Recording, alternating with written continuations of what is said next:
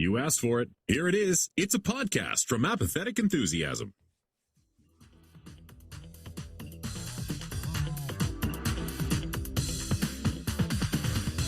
Coming to you live from the premiere of Season 6. Before we get started, a brief bit of a warning. If your family or friends are bathed in a green light and disappear, don't be alarmed. They were never your family, never your friends. You're alone, and it's time to move on with Interdimensional RSS, the unofficial Rick and Morty podcast.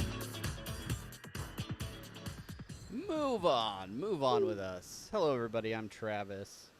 Hello, everybody. I'm Brandon. I wrote that earlier, and then I forgot about it, and so that I was like, oh yeah, shit, that's how I'm supposed to read that. That's right. Made it. Good. You always do such a good job with those intros, Brandon. I'm so happy that fell squarely into your lap, and that I haven't had to do. I think I've maybe done one of them, like once in 150 episodes or whatever we're at for this podcast. Maybe like if you have you done any solo episodes of this?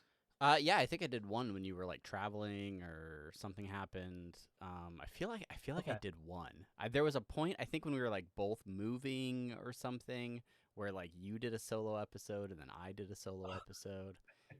Probably not our best work, but anyway, we're together again.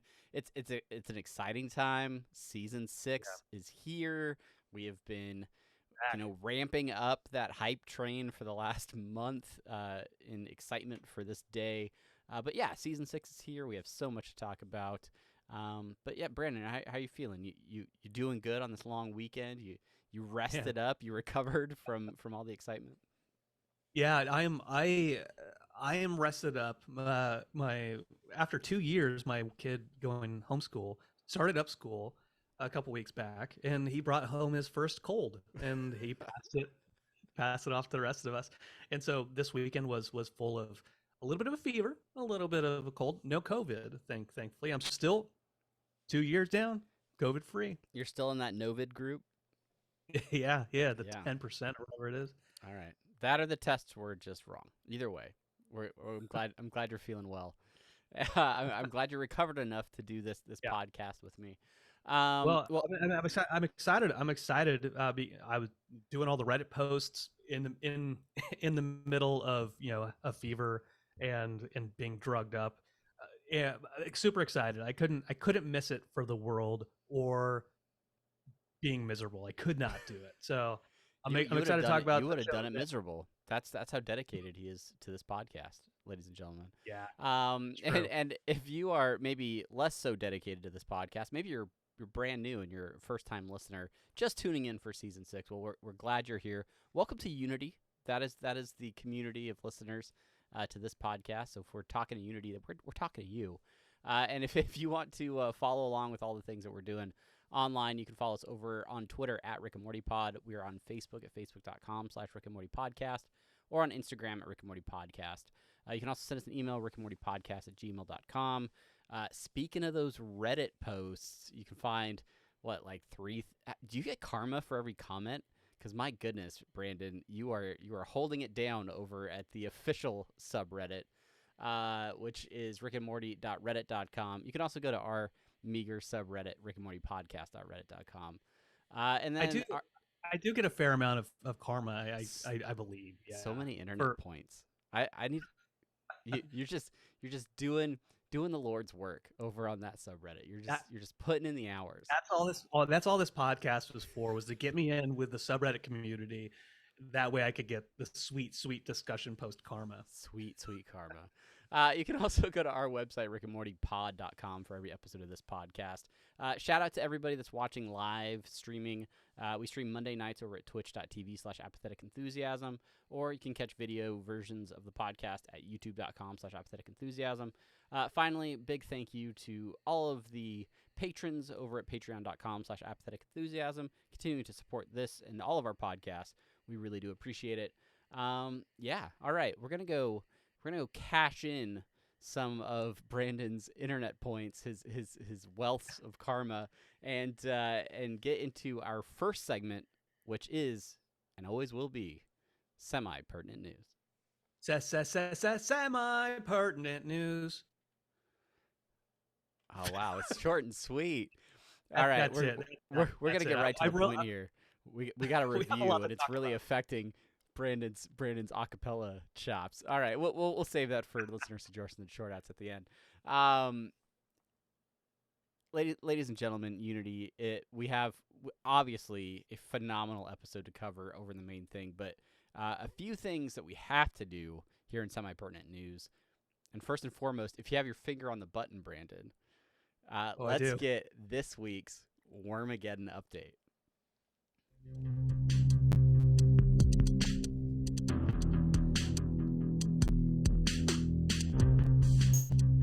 In the summer of 2022, the world was torn asunder by creatures from place or places unknown. It was called the end of the world. We called it Wormageddon. Wormageddon update. Wormageddon update. Wormageddon update. Wormageddon update. That's right. It is the Wormageddon update. Ladies and gentlemen, if you're still with us, it's because you've survived Wormageddon. And let's go ahead and talk about it. It's all over. Wormageddon is all done. over. There are some statues in various places of the world still, I think, till at least the 8th. I don't think the one in Malibu is still there. I think that one is done now. But anyway, all 9 winners have been revealed. Congratulations to Henning, Martin, Stephen, Michael, Kiwi, Marie, and Javier, and Jiggy. Jiggy Cruz. 2 cruises. 2 cruises. Bookending the Golden Rick. Well, Javier was technically the last one, but Jiggy's my man. Look, Jiggy and I, we go way back.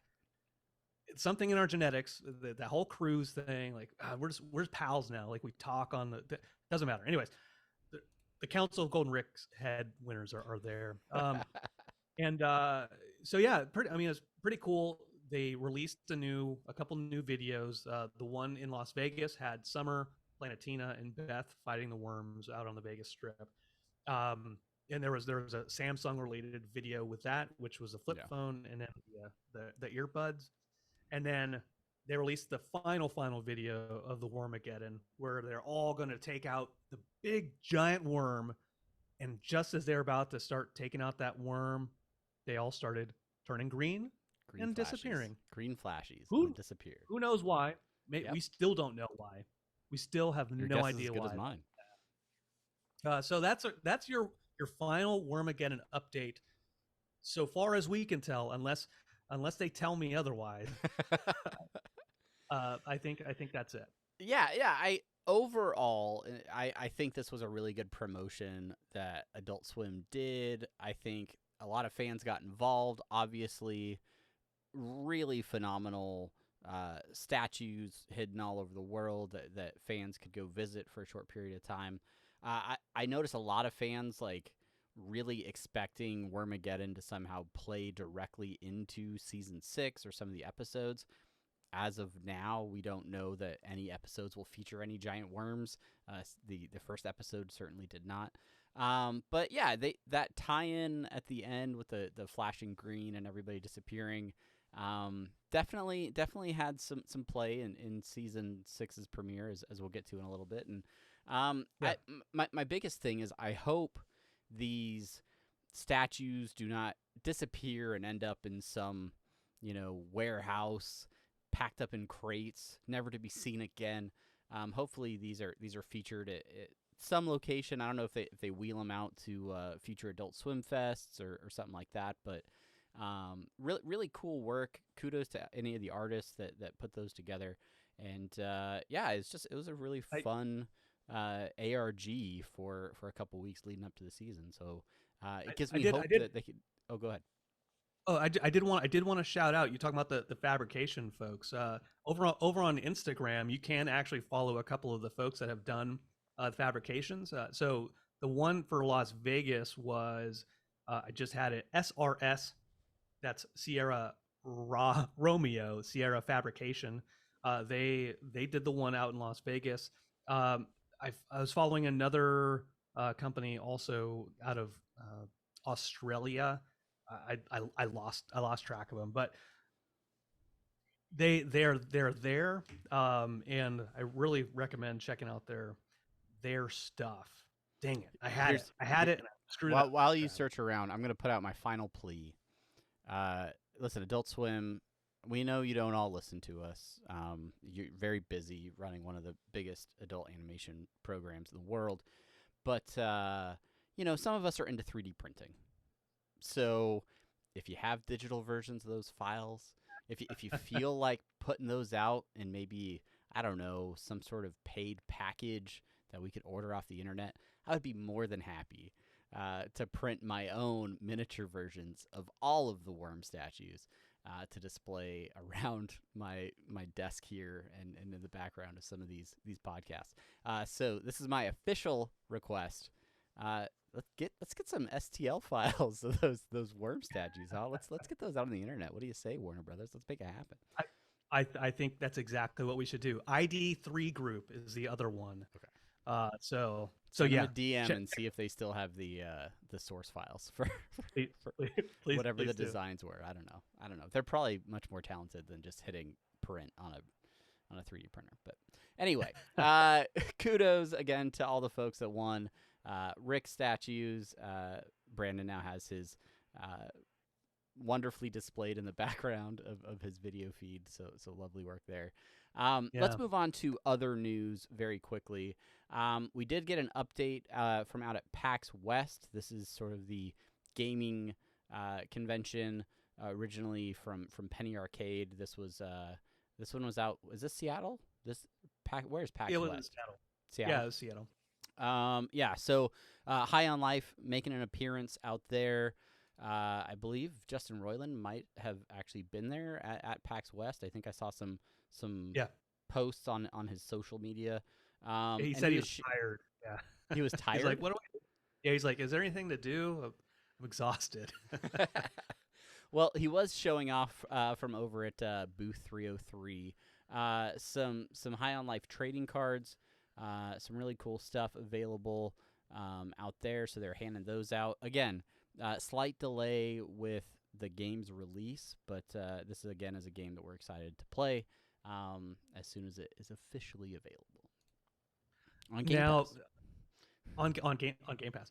Now there are no updates on the multiverse front that are semi pertinent. I guess Sure. if it's semi pertinent, we found out that not only is Stripe going to be released soon, but also Gizmo is going to be released soon. They're separate characters, ladies and gentlemen. You're dipping hard into apathetic enthusiasm territory here, Brandon. Ladies and gentlemen, we gotta get back on track. And in doing so, let's go ahead and roll out with this week's Reddit post of the week. All right, this week's Reddit post of the week goes to me, Barnyard Cruise, doing a discussion. No, just kidding. That's it goes to the show notes. That's not what's on the screen.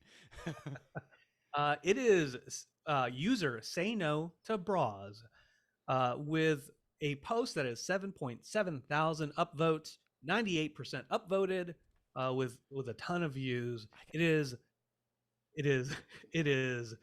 Wii U is the title of the post, and it is a picture of Mr. Poopy Butthole in classic meme form. Yeah, he's doing the Drake meme where he's like, oh no, not that one, but yeah, that one. But it says Wii U on the top one, and then down below it says UE, like ooh-wee, right?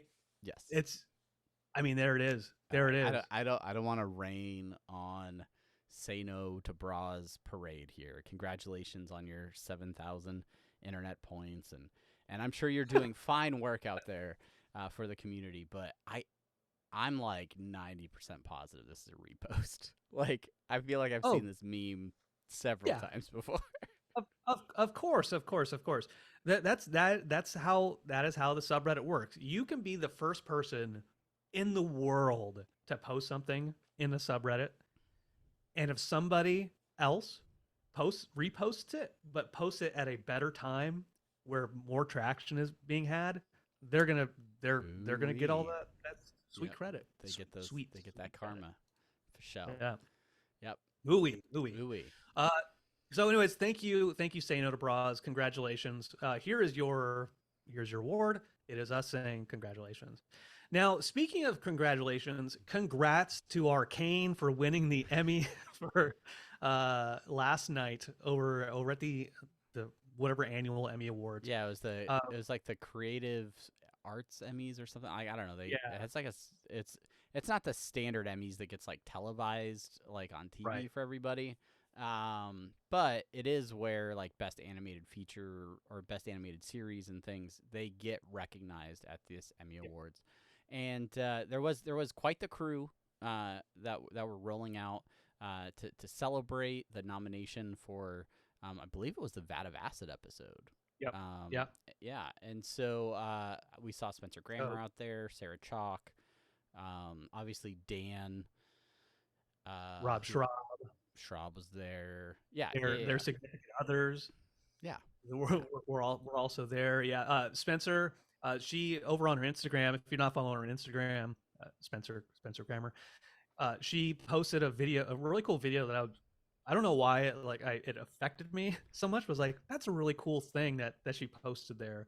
And it was the moment that they were announcing the nominees and they're about to announce the winner. And she was sitting next to Sarah Chalk, and they're like just so excited, like ooh, ooh-wee, not boo-wee, wee you. And then they announced Arcane, and like you could see kind of she's like, I'm still excited. No, that's good. There's still it was just like drink. A really cool. Yay, it's over. Sarah Chalk had some video of them dancing on the dance floor. She's like, yeah, 12 hours in heels is not fun, and she had no shoes on dancing on the dance floor.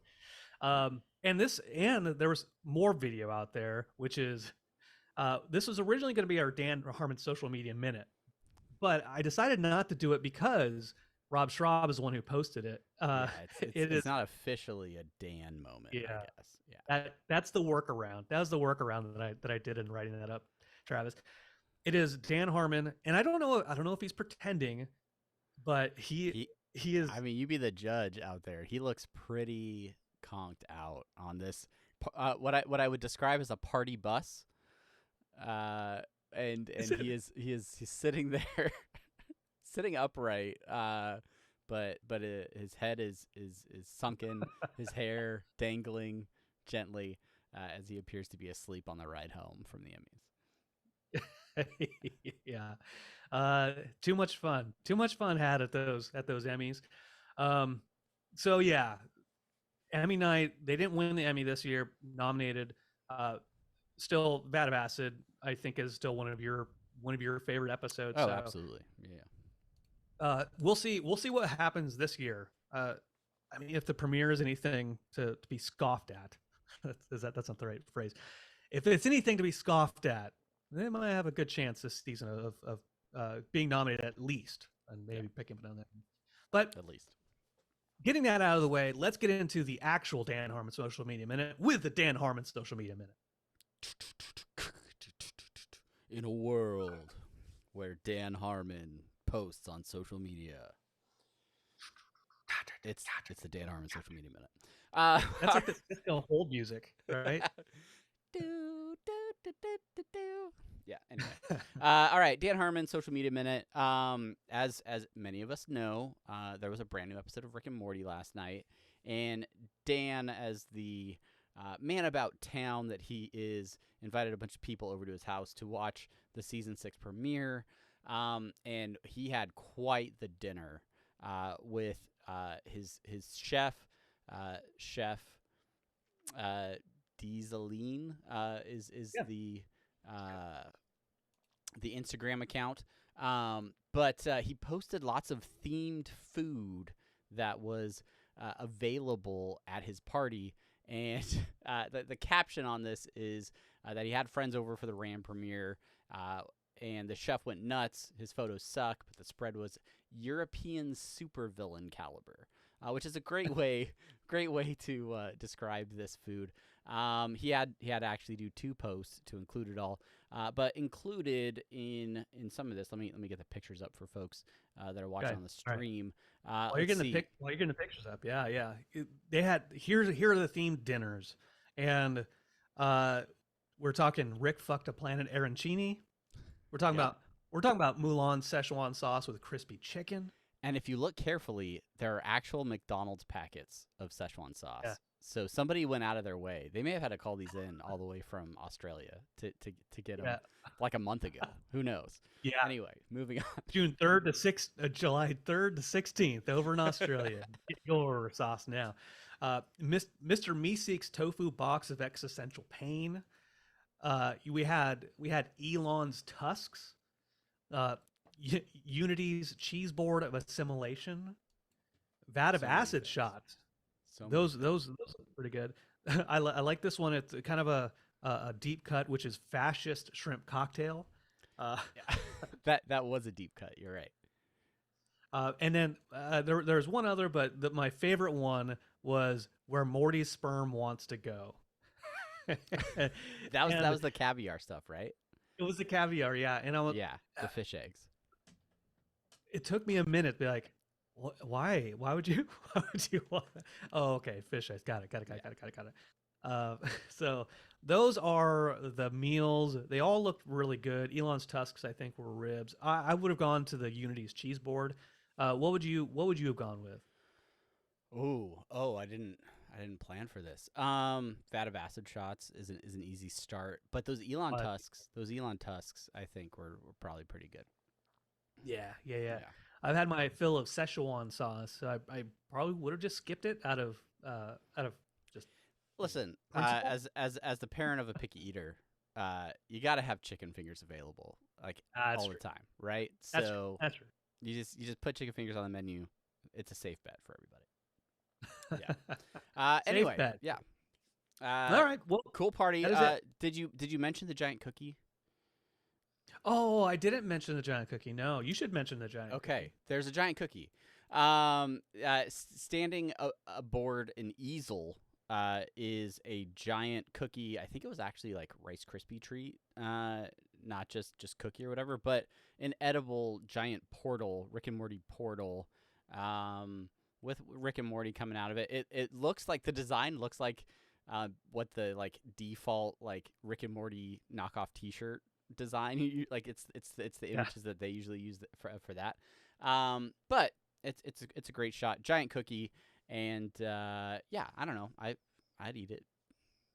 10 out of 10. I'd eat it. Feel free to just gotta invite say- us I just next gotta- year, Dan, and we'll cover it directly. And make sure to check out Rachel's cookies because You she still has have she has them. some stuff. Those cannot be edible anymore. Oh my gosh. No, my kid asked me the other day, "Can I eat these?" I'm like, "Do not." Don't. I will no longer have you a son. cannot. All right, that's gonna do it for semi-pertinent news. As always, if you have a semi-pertinent news story that you think we should cover, feel free to shoot that over to us at any of those social media links that we mentioned at the top of the show. But it's now time, without any further ado, to get into what we've basically been waiting a year to do, and that's review brand new Rick and Morty content. So it is now time for the main thing.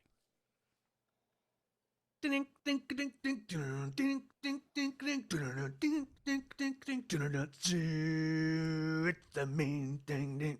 It's the main thing. Yeah, it's the main thing, baby. It's the main thing. Get it. Ho. Skip it up, boom. That's it. Sorry. I'm in my head thanks to reviews. Just kidding. Well, no, not kidding. I am. You're not kidding. I am It's there. 100%. You're gonna record Look, music this week. I'm working on music now. All right. Bad review. Okay. All right. Let's get into it. Hey, it is the main thing. It is the actual main thing. Season one. Season 1, 6. 100 years, 100 seasons. Rick and Morty. WWE. Season 6, episode 1. It is Solaricks. Episode air date 4th of September 2022. Written by Albert Lundy, directed by Jacob Hare. Both of them have written and directed more than one episode. Guest starring Ryan Ridley, who does a voice, Cassie Steele, and Carrie Walgren. Here's our pronopsis. Well, this isn't our pronopsis.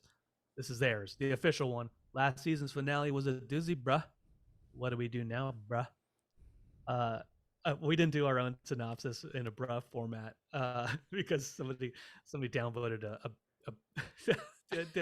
that should have been my Reddit. You're so influenced by pop culture and comments now, Brandon. You just got to be Oh, you, man.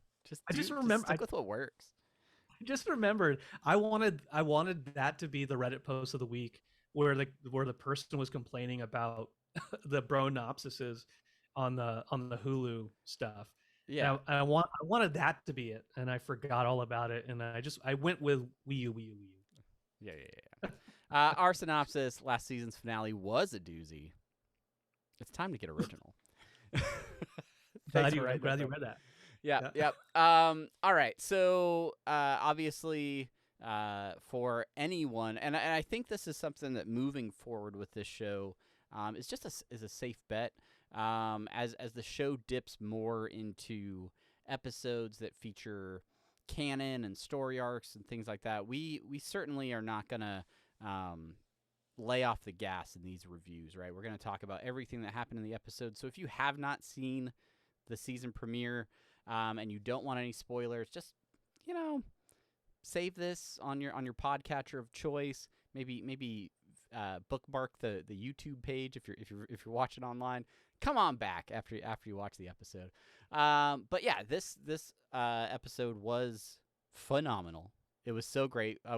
We've watched it 3 weeks ago, and I am so excited to be able to talk about everything that happened with all of you. So, did you actually watch the Solaricks movie in preparation for this episode, Brandon? I did start watching the movie, but that was the day that my fever was in full force, and I got maybe about 15 minutes into it, and that's when I passed back out. But it starts off in this. I'm talking about the George Clooney version. It starts off very haunting with George Clooney kind of sitting in his bed, and his what we find out later is his dead wife kind of talking to him in a disembodied voice. And I was like, and I saw that obviously after we saw the screener 3 weeks ago. Yeah. Oh, boom. Oh, cool. There it is. So we mentioned Solaricks. We mentioned Solaris. Originally 1972 movie, remade and then starred George Clooney. Sci-fi rigmarole about reuniting with loved ones. Go figure. And also about moving on, coincidentally. Which one of the things we want to do kind of at the outset is talk about the theme of what we think the theme of the episode is. Some of it's kind of on the nose a bit because they say it so often, but we want to use this as kind of a framing point for the conversation for the rest of the episode, which is really what I think the main theme is it's talking about soft resets, talking about there's a Beth plot in there, but moving on, right? Yeah. So, the Diane haunting, a couple of other little details. What do you think? It is interesting because we've talked about it a lot in the off season about how season 5 was kind of a transitional season. The way that it ended really kind of created that reset where they could do things differently. And immediately in this episode, you do pick up on those themes about moving on, right? When Rick gets sent back to his original reality, he has some great lines in there about, talking with the AI version of Diane about wanting to move on. And even though he could continue to hunt, this Rick Prime that we'll talk about later on, he wants to move past it, even if he can't. And to the point where he doesn't know what that looks like. He's willing to sacrifice himself because he doesn't know anything would be better, I think, than just allowing himself to still be consumed with this ongoing hunt for his wife's killer. And interestingly, the show is moving on a little bit from some of the ways that it treated story arcs in the past, and some of the characters that we focused on, like Evil Morty and things like that. And the show is moving in a new direction too, and potentially opening doors to new and interesting storylines and character interactions as well. There was an article that was posted in the subreddit. I forget which news site had it, but in it Harmon talks about giving over control of most of the writing duties to the younger crowd, right? Yeah. And he talks about not you write what you know, and not wanting to be make it to where Rick is fighting with his gardeners about overwatering or something like that, right? And Harmon is not a canon, or not. He's not a serialization fan necessarily, and in a way, spiritually, it's almost a little bit of like giving it to the younger folks, moving on away from the serial, like letting go of that, right? Yeah. Being like, Yeah. okay, let them have it. They're the ones. He talks about this in an interview. Let them Google things. They're fans. They want to see these things happen too. And Scott talks about that. Scott talks about that in an interview with us as well. They're fans. They want to see what happens next. Yeah. So. But and I think there's a fear there, right?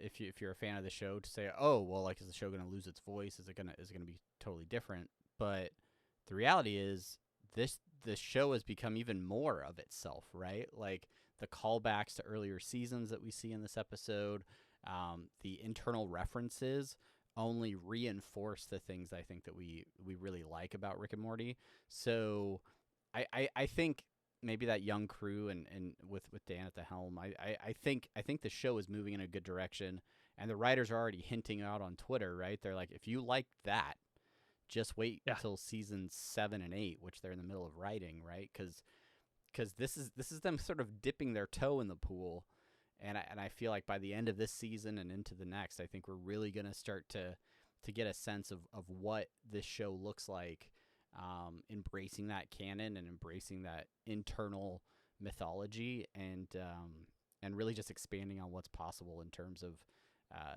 different foes for Rick and encounters for the family.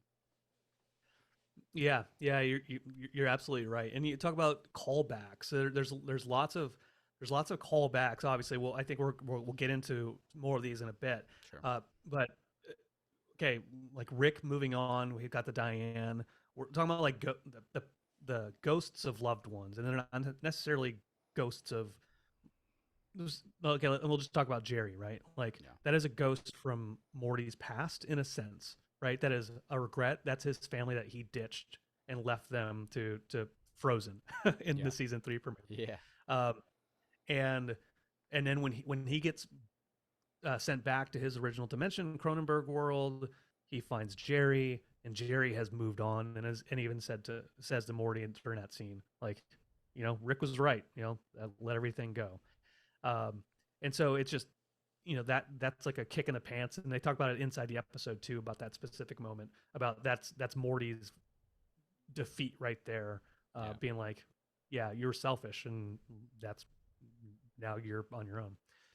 It is really interesting to see that interaction with Morty and, I don't know, feral Jerry. I don't know what we call him. Rugged Jerry. Rugged Jerry. I like that. But yeah, it's again, like we have it in the show, it's talking about soft resets, right? Like this, having everybody teleport back to their original timelines resets everybody in those base timelines, but it also like brings the family together at like a new central family, and Morty has sort of gone on this growth journey over the last 5 seasons where I think who he was as a person was maybe jeopardized a little bit, right? Like he maybe became a little bit more jaded, a little bit more Rick-like in his lack of optimism or hope, and it's possible that this interaction with Jerry and his original dad, right? Maybe that resets that a little bit. Maybe that'll cause Morty to have a different perspective or a different outlook on the upcoming adventures as well. So. Time will tell on that, but it's an opportunity for Morty to be different as well. Maybe it allows him a different perspective on his actual dad. Well, his new actual dad, right? maybe that gives them a little bit of perspective. Like maybe I shouldn't treat him like such an asshole. Maybe I shouldn't treat him like a season 2 dad. Yeah, and speak it out as a season 2. One other theme throughout this episode, and regrettably, I don't think we'll cover it as much as we dive deeper into the A plot of this episode, but the B plot of this episode, or the Beth plot, as I would call it, is it really focuses around Space Beth. She's there with the rest of the family. Both Beths are working with Summer to help bring everybody back. And I don't know. There is a lot of growth and development between those characters, and I think we see a Space Beth at the beginning of the episode that's very standoffish, doesn't really want to be part of the family, right? Space Beth exists to be the version of Beth that left, that doesn't want to be a mom and be around Jerry and the family. She wants to be out being Rick's daughter, right? And embrace all of those, her Rickness, so to speak. And through the course of this episode, she really, she sees Summer basically idolizing her, wanting her attention, her affection, right? And by the end of the episode, we see her talking to, I don't know, planetary Beth and saying like, well, Domestic maybe Beth. Yeah, domestic Beth, that's right. And kind of saying like, hey, maybe I could come around a little bit more, not be gone for 2 years or things like that, right? And Beth says, yeah, I'd like that. So I think it kind of sets a future for the show where my two moms is possible, right? And we get both versions of Beth as regular characters maybe in the show, and see how that family dynamic can work, right? Like everybody's been teleported back to their original dimensions. They've brought back this group, right? The two Beths, the Summer, all from that same dimension. They brought back their Jerry, right? Even though he was the one that was mistakenly grabbed from the Jerry Brewery. And then this Rick and Morty, who has always been our Rick and Morty, regardless, like from season 1, regardless of where they came from. But we talk about those soft resets, like this is the Smith family now. This, moving forward, regardless of what dimensions they came from, this is the core group, right? This is the Parmesan family, so to speak, right? So it's rebaselining the family. yes. It's saying, all right, clone stuff. Look, it's Beth and Beth. Whoever's a clone, yeah, sure. But here they are. Jerry, the Jerry Bree stuff, you don't have to think about that anymore. You know the answer to that. Rick and Morty, you know where they are from. And then Summer is from that same universe as Beth. So, which is why Summer and the two Beths didn't go away. That is their universe. That's right. So, yeah, I agree with you on the software set. I think that's a really good way to, again, baseline moving forward and be like, okay, cool. We don't have to worry about theory crafting from the past now. We can still do some theory stuff there, but let's see what we can build off of. I think there's gonna still be places to pull from, and there's still gonna be remember this dimension, remember that one. Oh sure, but sure. For now at least, and we'll get into some more details about the episode. And this is a major one.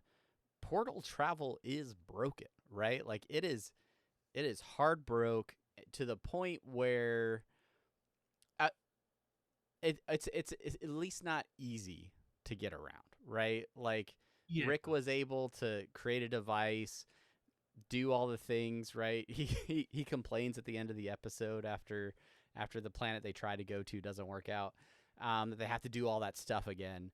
But the ability to just jump quickly from dimension to dimension is not at Rick's disposal right now. And this is the first time we've ever seen that in the show's history, right? I mean, you go back to the pilot and he's portaling out to get mega seeds and get, serum to fix Morty's legs and things like that, right? Like interdimensional travel via portal has been a core aspect of the show for so long. So I don't what do you think changes? What do you do you think this will be a long-term thing? What are your thoughts on the broken portal travel? Well, I think I don't if it's a long-term thing or not. Uh, Rick says in the episode, "I'll get to it when I get to it." That's what he says at the very end when Summer complains like portal travel's broken. Like I'll get to it when I get to it. Yeah. Which suggests to me that maybe it's not that far off where we see some variation of it again. What I think is kind of interesting is even though it doesn't seem like it's a very easy thing to do, by nature of television and by nature of an audience, they can jump around lots of different places using commercial breaks, which is essentially portal travel in a meta way. I don't know what I'm actually thinking about that, but the show's pretty meta too, in terms of referring to characters as by their season numbers and things like that. yeah. But yeah, we got to find a new universe. We got to go through the portal. It's like we got to do this whole episode again. yeah. Talking about Rick's attempt to reset, he is just going to do a reset on the portal fluid, but ends up resetting portal travelers.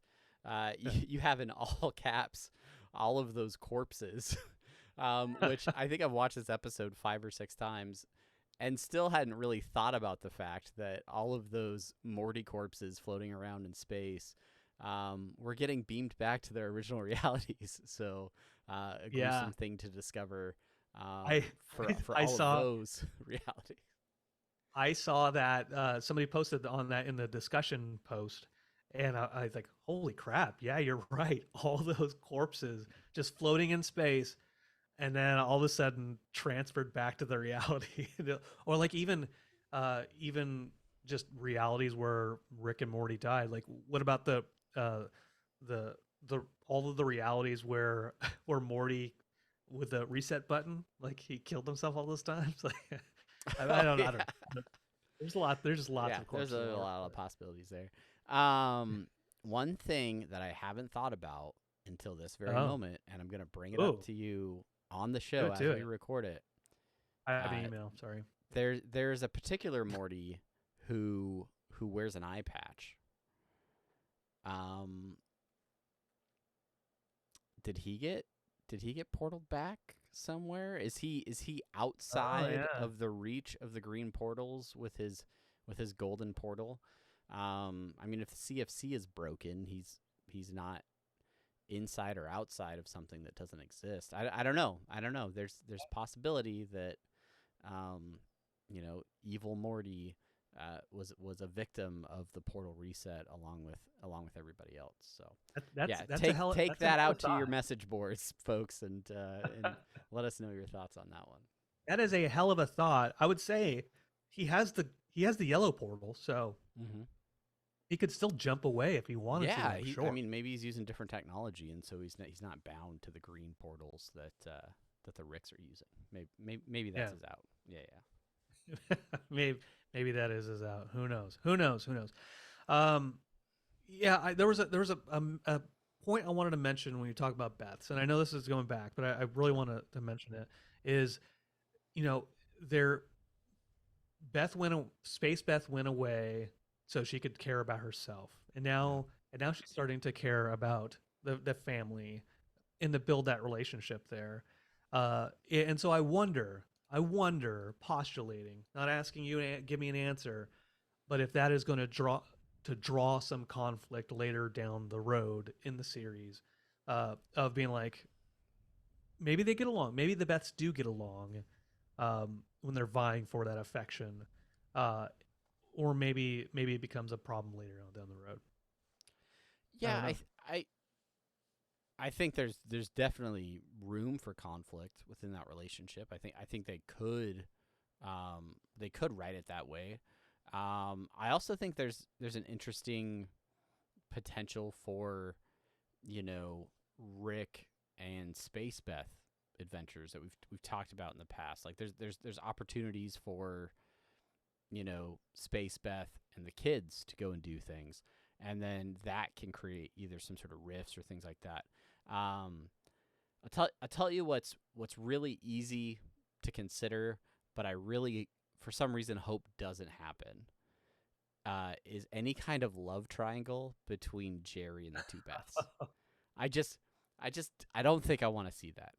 And maybe it's already been written. Maybe it's already been it could be in this season. Mr. Nimbus. But yeah, I don't know. We'll see what happens.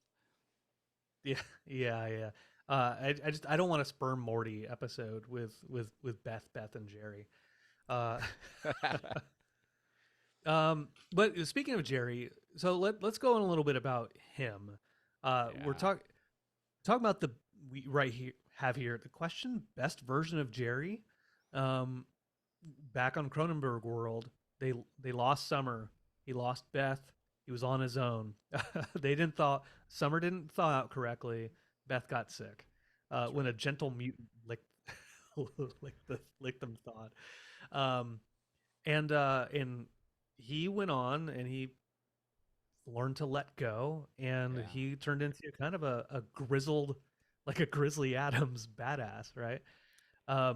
Who found himself in a Barnes and Noble, read the Four Agreements and the Dark Knight. And then goes on to make like Batman references in the episode as well. So, I think this version of Jerry has always, amongst the fan community, had a soft spot. I think if you're out on on Reddit, out on Twitter, a lot of people are very quick to hate on Jerry, think he's the worst. But this version of Jerry gets a lot of love, and you go back to the season 3 premiere where he's like very feral and sort of caveman-esque or whatever, but he's out there, he's protecting his family, he's he's surviving. And then to see the evolution of that character now 3 seasons later, with he's more introspective, he's grown up because he's been forced to by this rugged world that he lives in, and he's lost his family, but he's the best version of himself, and he's able to take care of himself. He's able to trick others, right? He's able to trick Morty into losing his stuff and trapping him in the house and doing these things, right? And he's a cool version of Jerry. Like, and I don't know, it's cool to see. I'll also say that Parnell's delivery of his lines with Grizzled Jerry,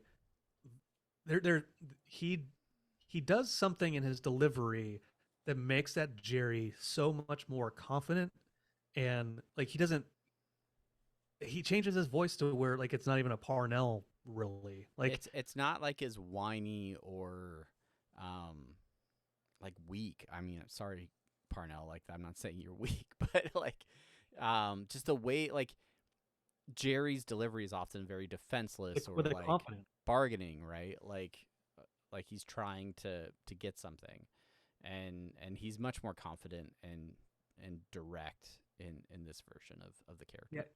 Yeah, even the line when Morty goes after him, and he says, what do you say?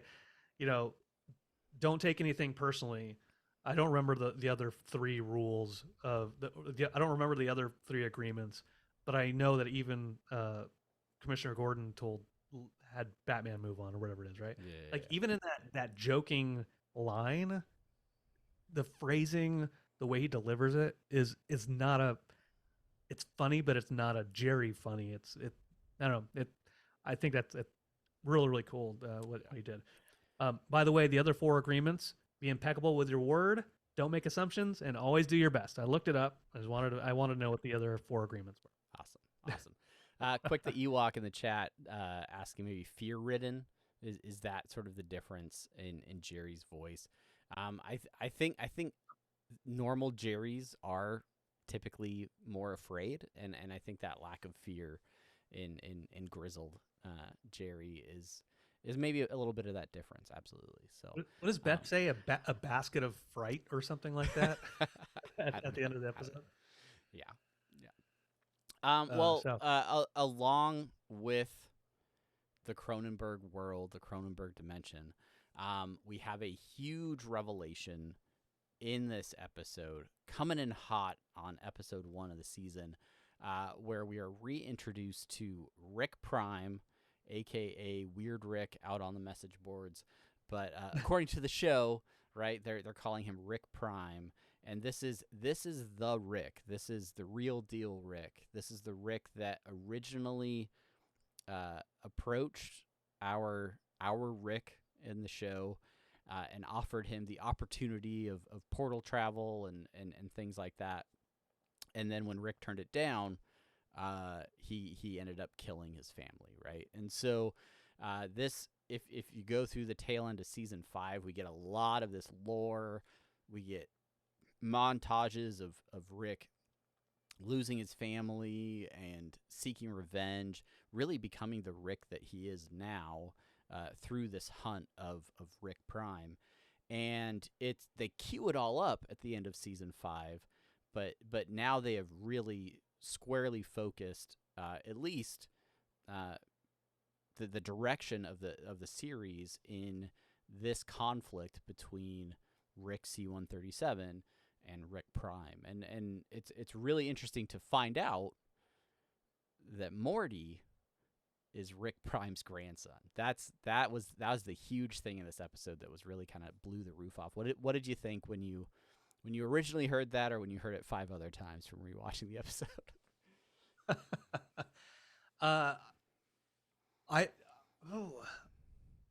Well, I've watched it so many times. Even when I originally watched it, I don't remember what my initial reaction was. I did, like, there's part of me that's like, oh, okay, yeah, that makes sense. That makes sense. Yeah, perfectly makes sense. I saw in Reddit, somebody posted, it was super close, right? It was before the premiere. They're like, I have a theory about Morty, and they had it wrong somehow, but it was like so close, and it was like, you were almost I there. want to say it was like they thought like Rick Prime was evil Morty's Rick, or something. That's right. And like it was off by just a hair. And I think we said it to each other. We were like, "Oh man, they're so close!" like, like. But yeah, that revelation that that Morty and his reality, right? That's Rick Prime's reality. And to know, and Morty even speaks to it. He's like, was I just like bait for you? Like, were you just here to wait for him? And Rick doesn't fully deny it, but he was like, well, I was kind of waiting for him to show up while I was here. But throughout that process, legitimately forms the bond with Morty and the family to become the version of Rick that he is now. And I think it would have been really easy. Oh, go ahead. I was gonna say, like, and that's episode. What is it? Rick Potion number 9 is like episode 7 or something like that of the first season. Like, it is so long ago, like from the first season that Cronenberg stuff happened. That like he was waiting, and then he started going on these other like random tangential adventures with the family after that point in time. And it was almost as if from that point in time, that's when he started to kind of move on and figure his own shit out, and start getting closer to the family. Oh, yeah, if you follow the timeline, right? Like he loses his family, goes down a huge spiral, is killing all these Ricks, eventually is murdered out, so to speak, joins up with a bunch of other Ricks to build the Citadel. As soon as the Citadel is built, he's like, well, I'm done with this. And then the next thing you see in those montages is him going to a home with Beth and like settling down in with the Smith family.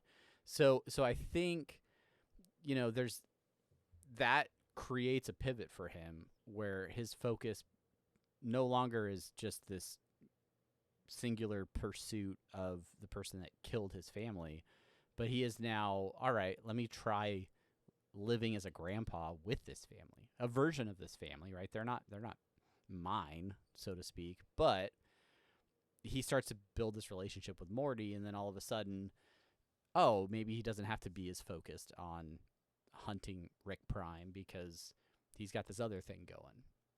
And now 6 seasons later or 5 seasons later, that's all coming back together. And now even though he's ready to move on from it, now it's right there in front of him, and he's got a new opportunity to face it. Yeah, and I think it's interesting when he was leaving his original dimension, leaving the ghost of Diane, the AI ghost of Diane. He was ready to move on at that point, kind of going through the portal, the wormhole, whatever. And then she reminds him, "Hey, if everybody is going back to the original dimension, then wouldn't my killer be going to his too?" And that's when he has a little trigger of, oh, maybe I'm not ready to move forward yet. And it's not until he picks up Morty, evil Rick, or Rick Prime's original Morty, our Morty, and goes to the space station, all that cool stuff, the hidden space station, with all the panels I would have shot the panels first too. That Morty eventually tells him, like, if you don't care about me, whatever, like I don't know him, you're my grandpa, Rick and Morty, 100 years, like that classic coming back from a break, having that 100 years reference in there somewhere. Like it almost has to be in a season premiere at this point in time. And that's when Rick is like, oh, okay. Like he takes a step back from it. And by the end of it, he seems a little bit somber, that he's like, no, like I can't get him. I can't. He's the real deal. He's the Rick. That's the line.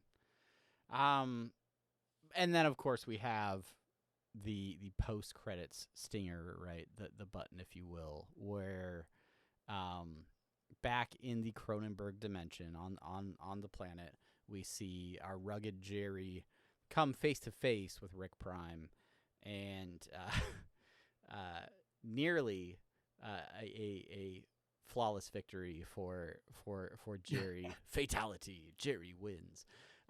But this Rick truly is the real deal. Has some sort of self-healing, healing factor that we'll probably find out about at some point in the future.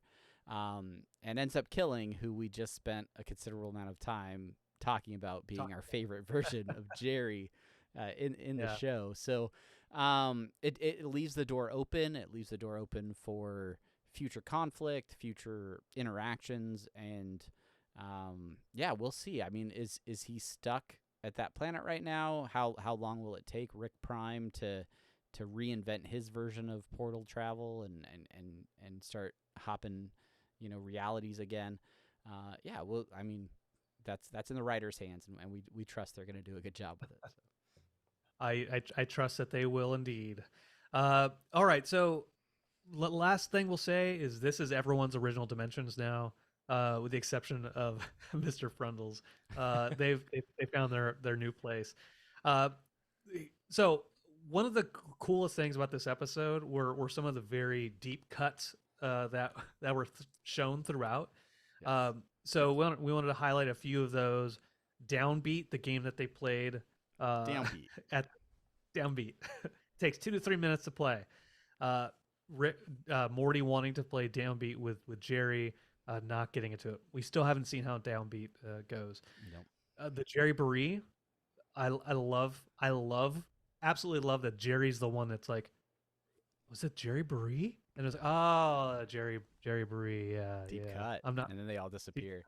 I love that because there are so many fan theories circulating online already about Jerry Brie, and is he the right Jerry? Did they grab the right one? All these things. So for them to go back and kind of confirm that is really cool. That the writers kind of acknowledge that and make it part of the canon. Yeah. Already mentioned the Rick and Morty 100 years. It's not really as much of a deep cut, but it's there. Yeah. Um, the one that I really dug was it's just one scene when Morty is first on Cronenberg World. He's wandering around, and he passes the Jaws cardboard box and the little camper and the couch with a little bit of a fire. Where in episode 7 or what Rick Potion number 9, Summer is describing Jaws, her version of Jaws. Eyes. Black eyes, like doll's Like eyes. a doll's eyes. That's right. Let me It see just if I can bring I that up love, real quick. Hold on, here we go. I So love that. so yeah, this is the scene you're talking about. It's really just background art. Like it's but you can see where the RV is, where the family was sitting, their original camp, and it just, I don't know, going back to those really cool stuff there. There's a sneaky bit that you found in and you sent me some pictures of. I don't know. Did you have this in another area that you wanted to mention, or do you want to talk about this? No. Yeah, no. I'll mention it right now. Yeah. So we watched and rewatched the episode a few times, and then I was going through it kind of scene by scene, and I wanted to see. It started with looking at what magazines Morty had found in the shop. I wanted to see what the names of those magazines were, and we'll talk about that in a second. But then it got to the scene where Rick is opening the door for Ryan Ridley's character, who's really old and wants to die. And there's a picture in the background. It is a picture of what looks to be like kind of a green field with a path carved through it, like a kind of swirly path. There's a bay in the background, and in the front there's like these purple flowers that are kind of curved with some grass. It is not the exact same image as Poop Island, but it is very reminiscent. Yeah, you be the judge, Unity, but compare those two photos and they look very similar. So I don't know. I thought as soon as you sent me the picture that's hanging up in Rick's original house, I was like, Poop Island. Like that's where his toilet is. Like that's the poop planet. And then you sent me the other photo and I was like, wow, okay. So either, I don't know, there's a little bit of reuse, like, okay, we have to have some sort of picture here. But or maybe, you know, it adds more meaning to that location, or maybe that's a place he and Diane traveled at some point or something like that. I don't know. You can theory craft all you want on that one, folks. But it's possible. I mean, think about that. I mean, we're theory crafting here. It is a real thing. Like if that is a comfortable picture for him to have, maybe it was a place they went. Maybe it's just sort of a place that reminds him of a happier time. But it's his own private place that adds an extra little dimension to why he wants to be alone taking a shit on that island. That's right. Like it's finally a place to be to his thoughts and maybe reminisce. That or it's a picture of Malibu. That's the other option. I don't know. Yeah, wait a minute. There's a golden rickhead there in that picture too. Yeah. All right. Well, we're gonna rapid fire because we're already going past an hour here on this show. But as with every episode of Rick and Morty, we pulled out some of our favorite bits, and this list got longer and longer as we went through the episode. So we'll go through them pretty quick. But honestly, one of my favorite parts of this episode happens very early.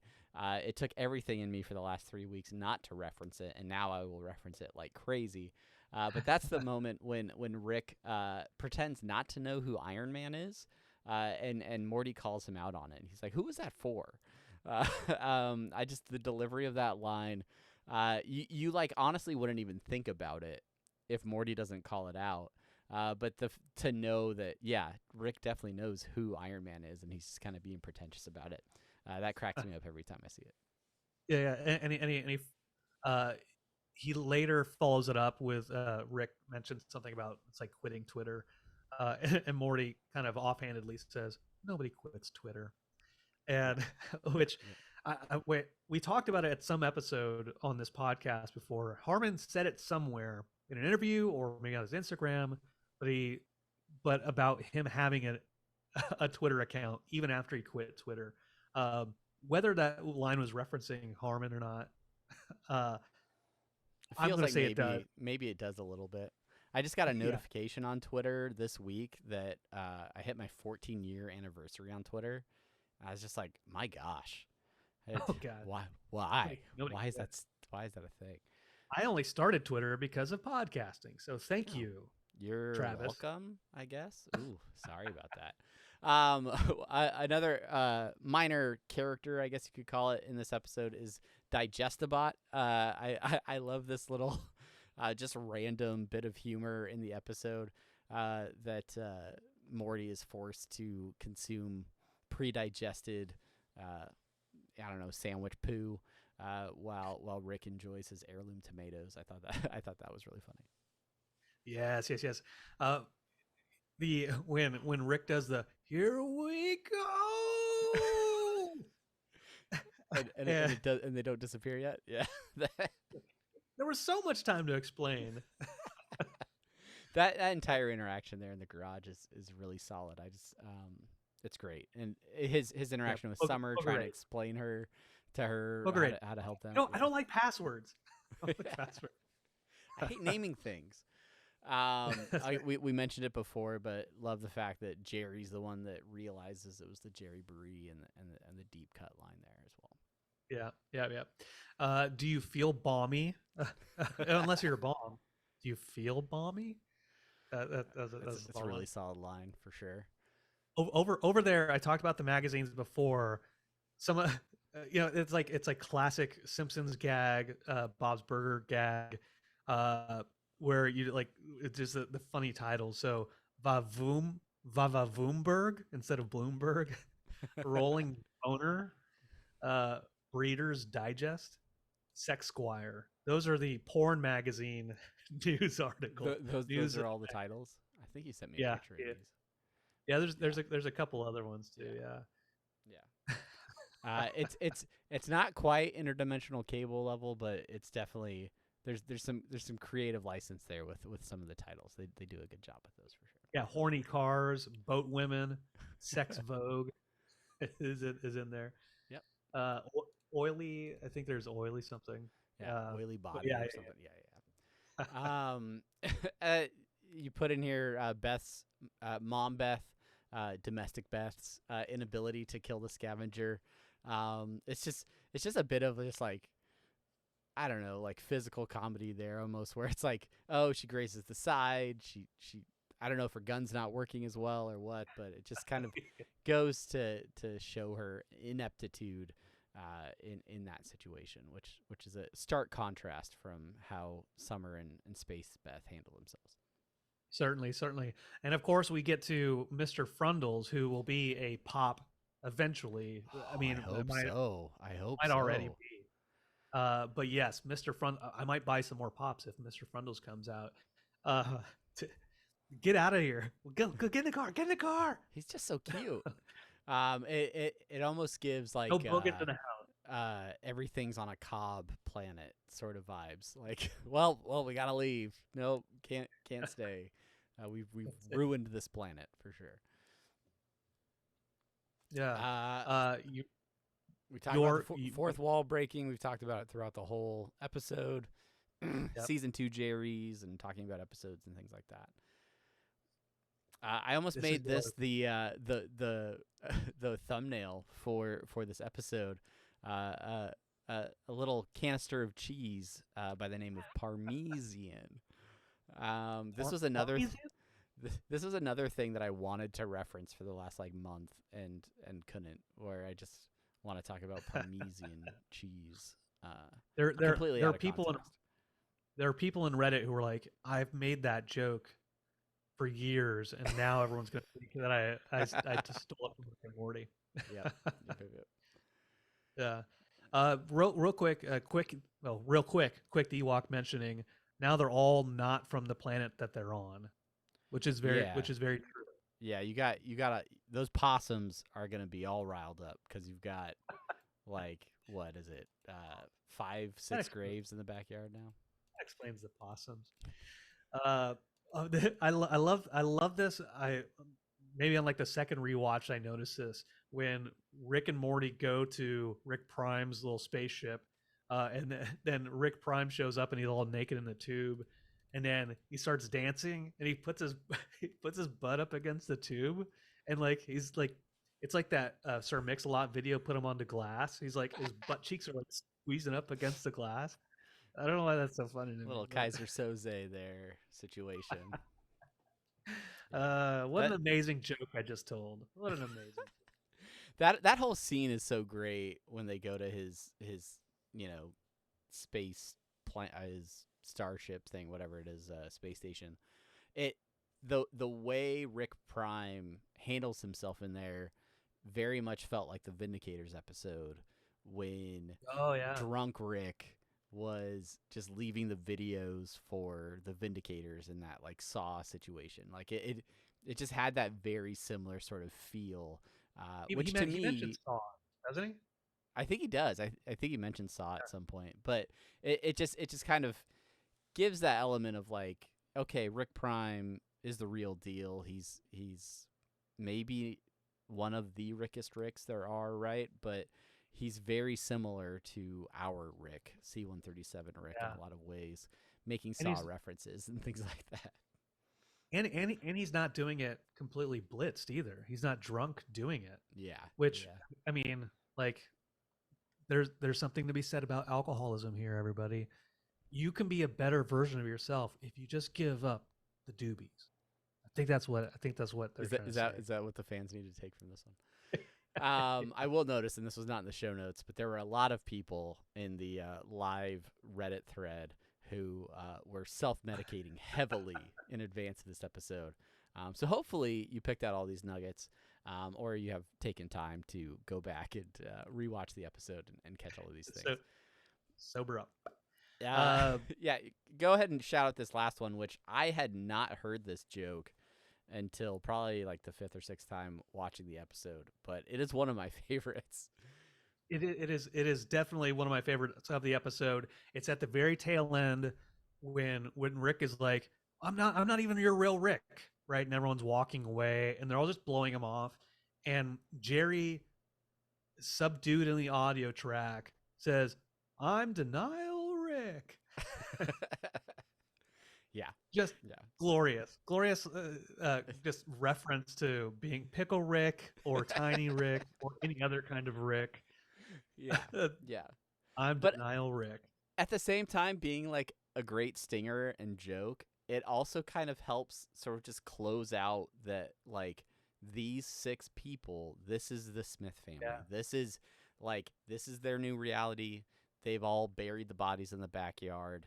They're coming in together, and this group is the Smith family, regardless of what dimensions they started from.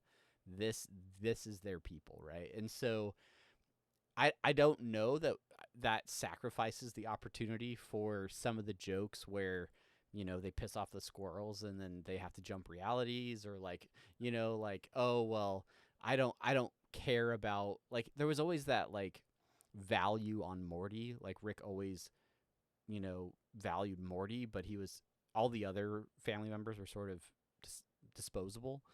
And now I feel like this sort of cements this family is like, okay, yeah, everybody here is now part of the group, and we're not going to swap you out for another dimension's, you know, Beth or Jerry, just because it's more convenient.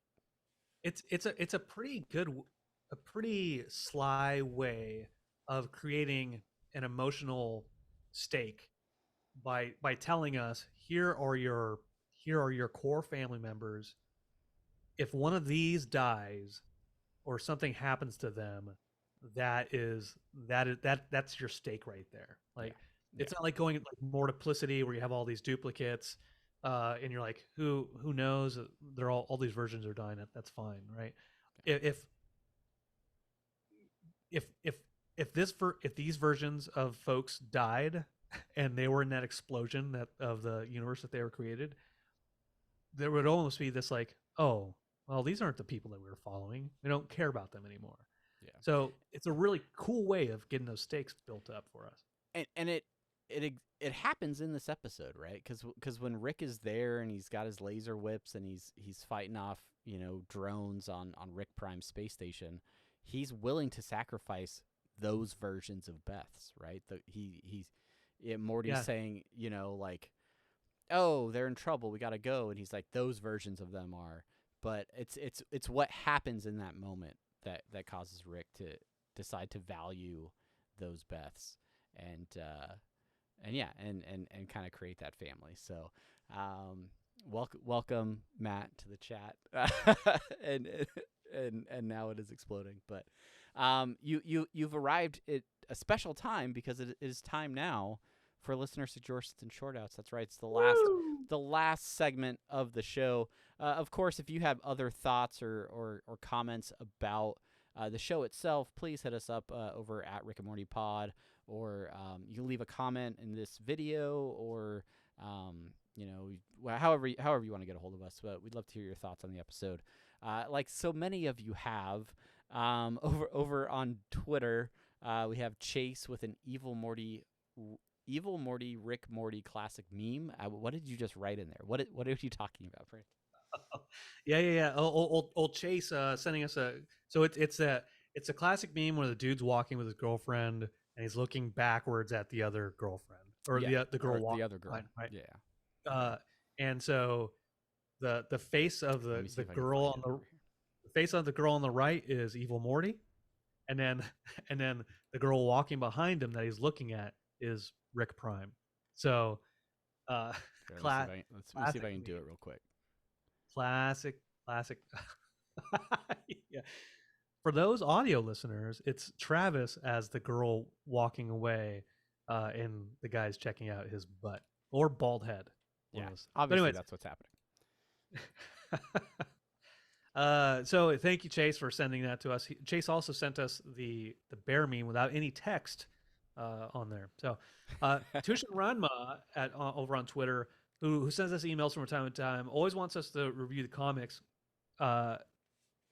asks a good question: why they keep killing off the good Jerrys. He's of course referring to the comics, the Doofus Jerry. Yeah, they killed off Doofus Jerry in the comics. Very prominent guy. We've talked about him before. I'll say that the comics aren't canon, so they don't necessarily matter. They're not the same necessarily, but you know, I really hope that throughout this season, next season, further seasons, that we do see this evolution of Jerry Still, where maybe he doesn't become grizzled badass Jerry that we have in Cronenberg world, where he's kind of also disconnected from emotions, but that he reaches that self-actualization that Harmon references on the inside the episode. Maybe it takes him a different path to get there, but he will get there eventually. I think it's important to note that Jerry only got that way when he lost everything, when he lost his whole family and was on his own. and what is core to the standard Jerry of the show is his dependency on Beth, his dependency on being a part of the family and not being self-reliant. And so I don't think you can have both, maybe necessarily. But there's definitely room for Jerry to grow as a character.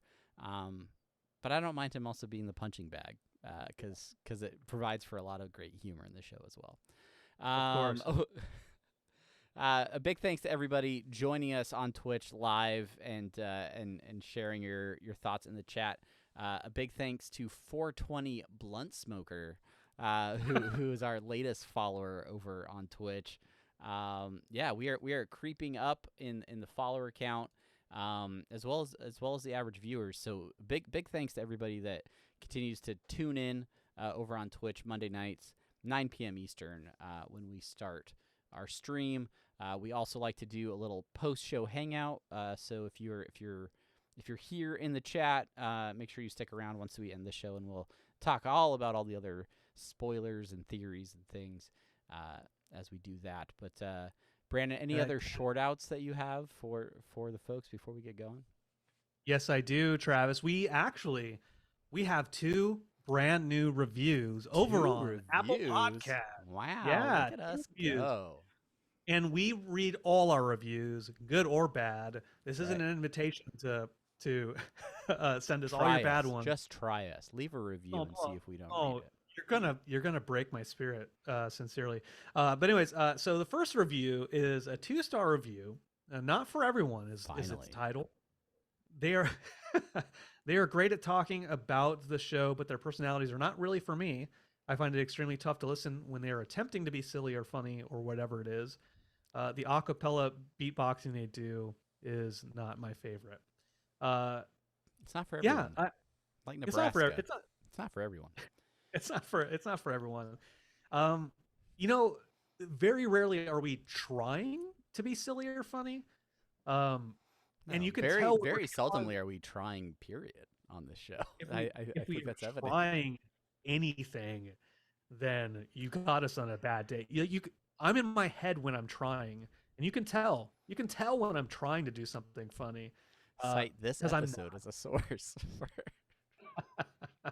But anyway, so thank you, Sarah, for sending that review. Thank you for listening to the few episodes that you did, or maybe Yeah. it's just a single episode. It doesn't matter if you listen to one or all of them. Still appreciate that you gave us a chance. Yeah. So And the second skip review, ahead to the main thing in the episodes. If you just do that, feel free. yeah, follow me as example and just skip my beatboxing, and you will maybe it'll be better. Our second review, it's a 5-star review. I like this. This review is very, very good. Yeah. It is titled Heart, and it says Heart, and it's by Sumi. Let me see if I can get Love a it. picture of it. Let me see if Straight to the point. so the Easy peasy. I don't know if Very- you noticed this about the review, but it's and I don't know if this was intentional, but the way the 2 hearts and the 5 stars kind of line up, they kind of look like a dick and balls. Like, is that fair? Like, is that like I don't know if that was intentional, but you crushed it. You did a great job. So. I'm not gonna sue you. No way. I feel like no. This is of all the reviews we've gotten over the years, yours is by far the most solid. Yeah. Rock Great work. solid. Thank you so much for all of the reviews and to everybody that has rated, reviewed. Love the comments that we're getting out on YouTube as well. Thank you for those that like the episodes out there. Huge win for Mr. Wormageddon over there, getting over 1,000 views on his YouTube tale about finding the statue. Cheers to you for that. And yeah, just thank you to everybody out there, part of Unity, that continues to support this program, support the podcast, support the show, support this weird thing that we do. Yeah, we're excited for 9 more episodes this season, right? So if you're not already subscribed or following or whatever, go do that. We appreciate it. Tell a friend if they're a Rick and Morty fan. That's the best way that you can probably help support the show, is just share it with somebody that you know. Share it on your social media, whatever it may be. And yeah, we'll be back next week for another episode, talking about doing a Die Hard and things like that. So it's going to be a lot of fun. And until then, I'm Travis. Oh, until then, I am Brandon. Thank you, one and all, for listening and being a part of this.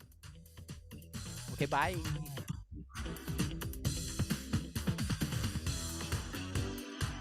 Stick around for the Twitter post show. Don't go anywhere.